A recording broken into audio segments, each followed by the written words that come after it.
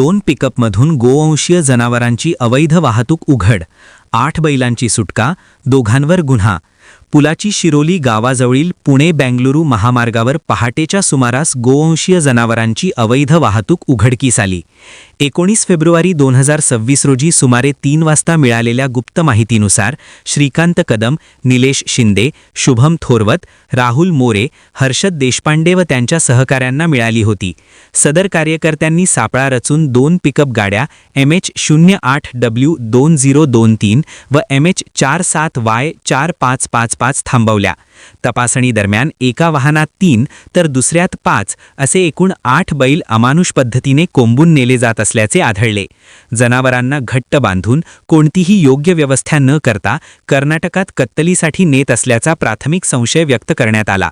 या प्रकरणी चालक राहुल वासू दुर्गे राहणार इस्लामपूर जिल्हा सांगली व कुमार शंकर कोकणे राहणार आप्पाचीवाडी तालुका निपाणी यांच्यावर प्राण्यांवरील क्रूरता प्रतिबंध अधिनियम 1960, महाराष्ट्र पशुसंवर्धन अधिनियम 1976 तसेच मोटार वाहन व पोलीस अधिनियमांतर्गत गुन्हा दाखल करण्यात आला आहे.